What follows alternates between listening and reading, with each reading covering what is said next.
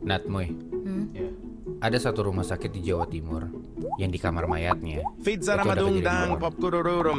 Jadi di kamar mayat itu ada satu jenazah yang nggak bisa diangkat, Natmoy. Oke. Jadi jenazahnya ini seorang bapak Il consentidini yang mana del anaknya bagnini. ini, Ballerina anak dari Burgelina. jenazah ini, Paolo. dia jadi harus nginep di kamar mayat itu. Fizzina Burgelina. Mm-mm. Si anak ini namanya Rehan. Nah akhirnya si Rehan ini bingung mau minta tolong sama siapa.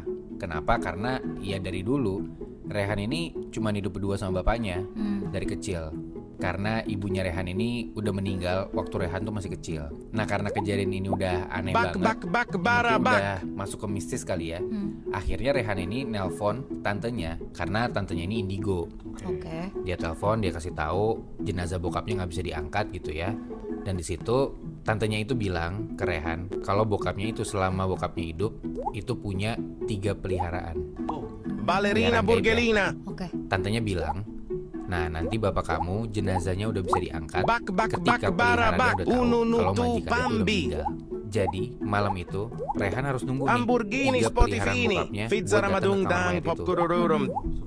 Nah akhirnya malam Ballerina itu Rehan Burgelina. minta izin lah ke pihak Fizzara rumah sakit Madungdang buat nemenin Popcorororum. bokapnya Ballerina di kamar Burgelina. mayat. Il consentidini Jadi Rehan del sendirian bagnini. di Ballerina dalam kamar mayat Burgelina. itu. Peliharaan Hamburgini bapaknya Rehan Spotifini. yang pertama itu datang Hamburgini pas jam 12 malam. Spotifini. Oke. Hamburgini Pas jam 12 malam Spotifini. itu si Rehan tuh merasa kayak Ununu di pambi. langit-langit tuh kayak ada Wala sesuatu lero yang warala. Fizzara Madungdang merhatiin dia. Popcorororum. Tapi pas Rehan Fizzara ngeliat ke Madungdang langit-langit Popcorororum. seobat Hamburgini hilang. Spotifini. Nggak ada apa-apa. Ununu tu pambi. Gak lama Rehan ini Ballerina merasa Burgelina. di belakang Fizzara lehernya Madungdang dia kayak ada Popcorororum.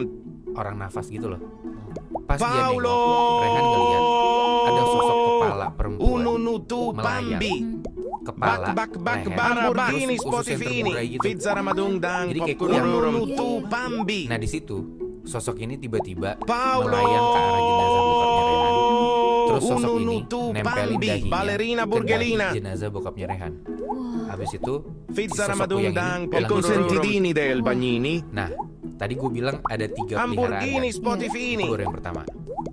Nah Boy, Ballerino Wolfolino. tadi gue bilang kan Il ada 3 consentidini del peliharaan bagnini. bapaknya Fizzara Rehan Madungdang yang akan datang ke Popcorororum. kamar mayat itu. Ununu tu Nah pambi. peliharaan yang kedua itu datang jam 3 pagi. Oke. Jadi di situ sebenarnya Rehan tuh sempat ketiduran Il waktu lagi duduk consentidini jagain del bapaknya. bagnini. Bak bak Nah di bara jam bak. 3 pagi itu Rehan tuh kebangun gara-gara dia Wala ngerasa lero warala. tempuk lehernya dia itu tuh kayak berat. Dan dia ngerasa Ballerina kepalanya dia Burgelina. tuh kayak ditusuk-tusuk jarum Fizzara gitu loh. Madungdang Oke. Popcorororum. Nah kebetulan Fizzara di kamar mayat Madungdang itu ada Popcorororum. cermin. Ununu tu pambi. Dia mau ke sana buat ngecek nih sebenarnya di kepala gua ada apa nih karena Il dia takut consentidini kepalanya del luka gitu bagnini. kan. Iya, iya. Akhirnya dia ngecek ke Bak, bak, cermin. bak, bara, Pas dia bak. ngaca, Ballerina dia shock Burgelina. banget. Di kaca itu Fizzara dia ngeliat Madungdang ada sosok Ballerina hantu anak Burgelina. kecil, Fizzara tapi mukanya tua, Madungdang Popcorororum. kayak kakek-kakek. Paolo.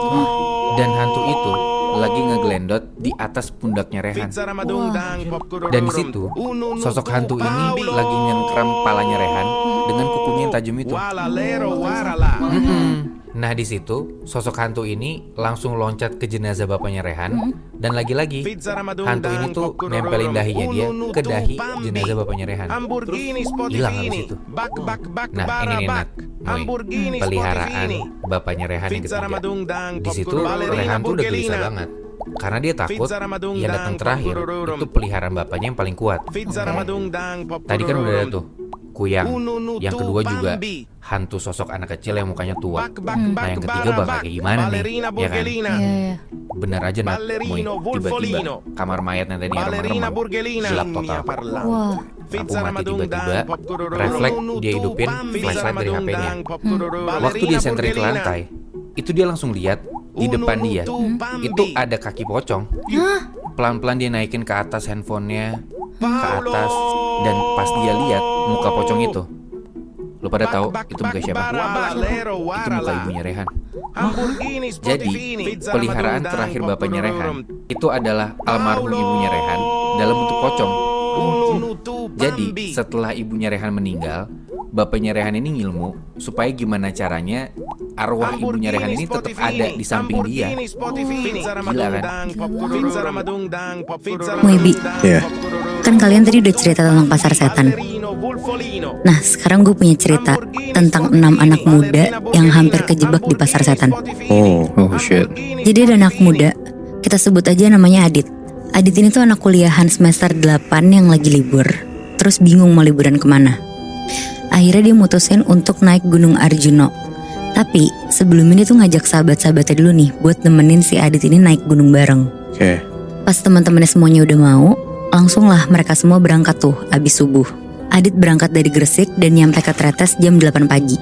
Nah nyampe di Tretes, Adit dan yang lain tuh beli perbekalan makanan dulu tuh buat bekal naik nanti. Dan mereka lanjut naik gunung di jam 10 pagi.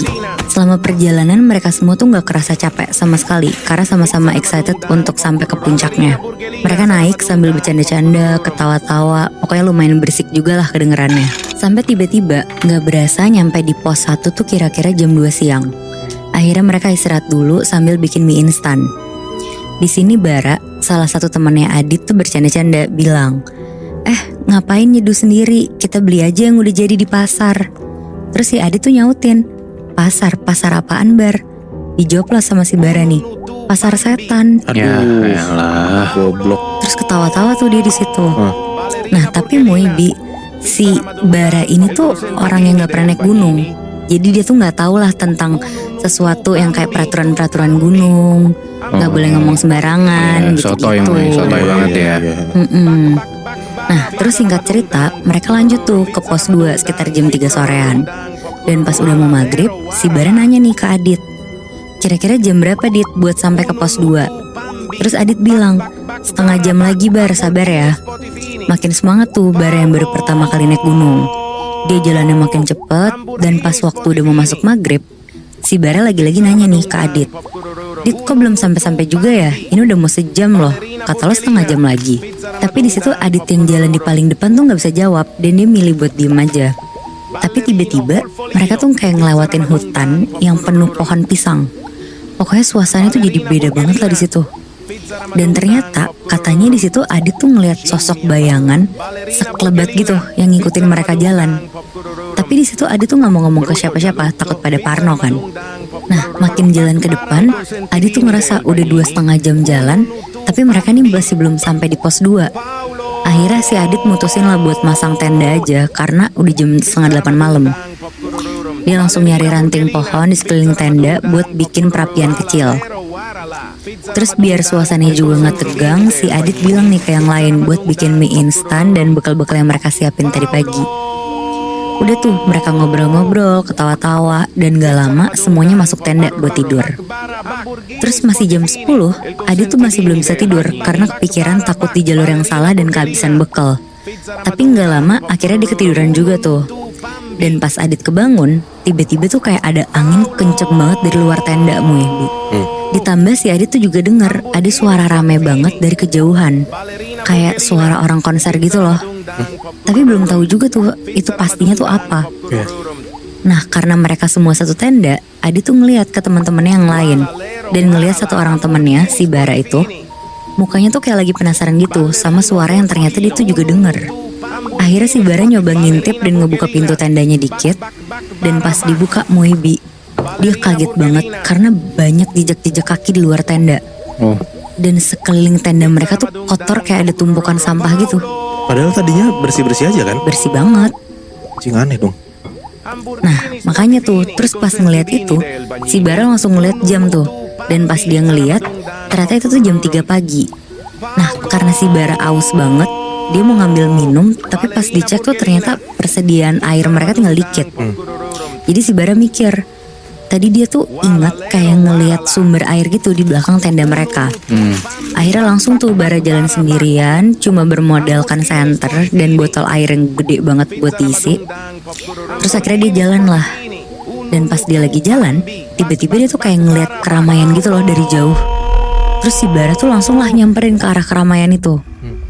Terus pas dia sampai di sana, Bara tuh ngelihat banyak orang jalan, tapi mukanya tuh pucet semua. Di jam 3 pagi itu. Di jam 3 pagi itu, Bi. Gak masalah dia jalan sendirian dia anjir. Itu dia. Iya, berani banget kan. Di situ Bara tuh ditawarin sama salah satu pedagang di situ buat beli jaket karena emang udaranya juga lagi dingin. Tempatnya tuh kayak tempat pasar-pasar tradisional gitulah ya. Terus abis itu tuh banyak orang dan banyak juga yang jualan. Kondisinya kayak gitu. Terus akhirnya si Bara nih beli salah satu jaket di penjual itu. Terus langsung lah balik ke tenda buat mau ngasih tau temen-temennya nih kalau ada yang jual jaket. Pas si Bara ngasih tahu tentang keberadaan pasar itu, temen-temennya tuh karena penasaran semuanya langsung ninggalin tenda tuh buat ngecek, termasuk si Adit juga Moebi. Tapi pas sampai di sana, semuanya tuh bilang kalau nggak ada satu orang pun di tempat itu. Jadi tempatnya tuh kosong gitu, nggak ada pasarnya. Terus mereka akhirnya pada debat tuh sama si Bara karena pada nggak percaya gitu kan, kayak dikira lo halu ya. Iya. Terus di situ si Bara tuh langsung nunjukin tuh buktinya si jaket yang dia beli itu. Dan pas dilihat sama si teman-temannya Moebi, si jaketnya tuh kelihatan kayak lusuh banget, robek-robek. Tapi kalau si Bara ngelihat ke jaketnya tuh bagus banget kayak baru. Terus pas lagi ngeliatin jaketnya Bara, tiba-tiba tuh dari jarak 10 meter kayak kedengeran ada suara rame gitu. Tapi tuh nggak kelihatan apa-apa Moebi. Nah, di situ tuh teman-teman yang lain tuh nolak, soalnya si Bara kan ngajakin ke situ langsung kan. Soalnya teman-teman tuh ngerasa kayak ada yang aneh nih kayaknya nih. Akhirnya yang lain sama Bara mutusin buat balik ke tenda dan nyoba untuk ngelanjutin tidur mereka. Mereka tuh makin takut keluar karena dari dalam tenda mereka aja Moebi kedengeran suara gamelan dan keramaian tuh makin keras banget. Dan singkat cerita, akhirnya keadaan tuh kayak mulai sepi lagi tuh. Suara-suara orang, gamelan tuh udah gak ada lagi. Jadi udah hening banget. Adit sama teman-temannya akhirnya tuh ngeberaniin diri lah keluar tenda. Dan ternyata jejak-jejak kaki yang mereka lihat semalam pun juga udah gak ada. Sama tumpukan-tumpukan sampahnya juga udah bersih banget lah. Hilang tiba-tiba tuh. Hilang tiba-tiba Moe. Akhirnya mereka semua makan lah tuh. Dan abis makan, mereka semua beresin tenda, terus ngelanjutin perjalanan ke pos 2. Dan alhamdulillahnya setelah 1,5 jam akhirnya mereka sampai juga tuh di pos 2. Di sana Adit sama teman-temannya tuh nemuin pondok tempat orang nyari belerang di Gunung Welirang namanya. Dan di kanan bawah pondokan tuh ada aliran air di situ. Adit sama teman-temannya tuh langsung lah ngisi air tuh buat bekal naik ke puncak Arjuna nanti. Terus sekitar jam 8 malam mereka ngelanjutin perjalanan mereka semua tuh. Terus semua barang bawaan mereka ditinggalin lah di pondok itu. Pokoknya yang mereka bawa tuh cuma air sama makanan ringan doang. Nah, sejam perjalanan berlalu, mereka tuh kaget karena mereka tuh ngeliat kayak ada banyak titik api. Dan ternyata tempat mereka jalan ini tuh kayak bekas kebakar gitu. Terus banyak juga pohon tumbang dan ada bara-bara api juga tuh di pepohonan yang kayak masih nyala gitu, apinya kecil-kecil gitu. Berarti kayak habis kebakaran gitu tempatnya. Iya bener Moy. Nah terus si Adit ngeliat kayak ada tali warna-warni yang kayak keikat gitu di rumput-rumput gitu, tapi nggak kebakar. Si Adit tuh ngiranya di situ pasti ini tanda buat pendaki biar pada nggak kesasar gitu loh. Akhirnya si Adit tuh jalan lurus aja tuh ngikutin tali itu. Terus dia belok kanan agak turunan gitu jalannya. Terus dia nemuin kayak rumputan tapi luas banget gitu.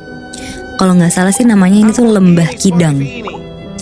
Terus dia lanjutin perjalanannya. 2,5 jam kemudian akhirnya si Adit tuh nemuin jalan tanjakan, tapi medannya tuh kayak bebatuan terjal gitu loh Moebi. Dan disinilah puncak dari Gunung Arjuna itu udah kelihatan. Terus mereka tuh kayak bisa ngeliat lah pemandangan gunung kembar gitu-gitu. Kayak udah nyampe nih di puncak. Ya. Akhirnya semuanya tuh kayak istirahat dulu, minum, makan snack. Terus gak kerasa si persediaan airnya tuh udah menipis. Akhirnya sekitar sejam mereka di puncak, mereka tuh kayak bingung gitu. Kok cuma mereka yang ada di puncak Gunung Arjuna? Padahal pas di bawah tadi si Adit tuh ngeliat di buku daftar pendaki kalau ada 13 orang yang ikutan naik juga. Jadi kayak bingung sisanya kemana nih. Akhirnya sekitar jam 3 sore Adit sama teman-temannya turun lah ke bawah. Mereka mulai ngerasa capek tuh. Teman-teman yang lainnya juga udah pada mulai berhenti dan kayak duduk di batu-batuan gitu karena udah kecapean banget. Akhirnya mereka mutusin buat nyoba jalan pelan-pelan aja. Tapi di situ Adit tuh kayak ngerasa aneh gitu. Mereka kan berenam ya total. Tapi Adit tuh kayak ngelihat ada satu orang lagi di belakangnya mereka. Wah. Jadi bertujuh. Tapi pas si Adit negesin matanya lagi, ternyata dia tuh kayak cuma salah lihat doang. Tetap berenam. Nah lanjut kayak hari udah mulai gelap. Mereka cepet-cepet tuh ambil barang-barang mereka di pondokan tadi. Terus langsung lah jalan menuju pos 1. Di pos 1 mereka ketemu sama perempuan kira-kira umurnya tuh 20 tahunan sendirian. Perempuan itu kayak pakai celana olahraga sama jaket gitu. Terus pas Adit nyamperin perempuan ini dan nanya dia siapa, dia bilang kalau dia tuh anak pemilik kedai pos 1 yang lagi nunggu ibunya yang masih jalan di bawah. Tapi Adit sama teman-temannya tuh nggak ngerasa curiga apa-apa. Terus langsung lah lanjut ngisi air lagi di pos 1. Setelah semua botol keisi penuh, mereka lanjut lagi tuh ke perjalanan. Buat turun kan? Buat turun. Tapi Moibi, sebelum jalan turun, Bara tuh nanya ke perempuan ini, kayak mau ditemenin gak sampai ibunya datang. Tapi dijawab nih sama si perempuannya, iya gak apa-apa kalau mau nemenin. Terus akhirnya ditemenin lah sama mereka semua. Dan kira-kira kayak udah jam 8 malam, ibunya nih masih belum muncul juga. Buset. Si Bara nanyain lah ke perempuan ini, kok gak datang-datang ibunya. Tapi si perempuan ini tuh anehnya ngelihatnya ke arah bawah doang loh, sambil duduk di meja makan gitu. Kayak bener-bener nunduk doang aja. Terus si Bara ngomong nih ke teman-teman yang lain, ini mah nggak beres nih, udah kita jalan aja ke bawah, kita tinggalin aja. Terus akhirnya semuanya bener-bener ninggalin si perempuan ini. Mereka semua tuh jalan lah lanjut ke bawah, kayak kira-kira udah sejam. Mereka tuh masih nggak ketemu ibu yang dimaksud dari perempuan yang tadi loh. Jadi ibu ini tuh bener-bener nggak ada. Padahal si cewek ini bilang kalau ibunya tuh ada di bawah ya. Iya, udah jalan ke arah sana. Oke. Nah, karena mereka semua udah kecapean, akhirnya mereka mutusin untuk istirahat sebentar. Apalagi si Adit tuh yang emang ada penyakit asam lambung, Moy. Oh dia ada sakit asam lambung? Ada, Moy. Gak enak banget gitu. Iya, jadi ternyata si Adit tuh dari tadi nahan-nahan sakit perutnya itu. Karena tuh udah ngerasa kayak melilit banget. Akhirnya si Adit sama teman-teman yang lain makan sisa cemilan yang masih ada tuh. Karena dia tuh takut kalau asam lambungnya naik jadi nyusahin teman-teman yang lain kan. Bener. Pas lagi istirahat itu, tiba-tiba Adit dan teman-temannya tuh ngedenger suara gending kayak pengiring sinden Jawa gitu. Tapi dengarnya tuh kayak dari kejauhan gitu. Padahal ini tuh jauh dari pemukiman warga.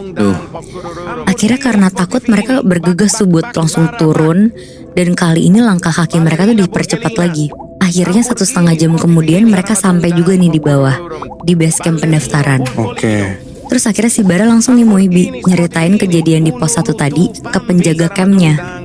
Dan mereka tuh kaget banget karena katanya si penjaganya ini gak ada seorang perempuan dan seorang ibu yang mendaki. Dan anehnya lagi, kedai di pos 1 itu tuh udah lama gak dibuka, gak tahu kemana pemiliknya. Oh shit. Nah si Bara juga nyeritain tuh kejadian beli jaket dan ngeliat orang banyak kayak pasar gitu. Terus si penjaga campnya ini tuh juga bilang, untung mereka tuh buru-buru ke tenda semuanya dan tetap di dalam tenda. Kalau kelamaan di sana, katanya nggak tahu lagi deh bakal jadi kayak gimana.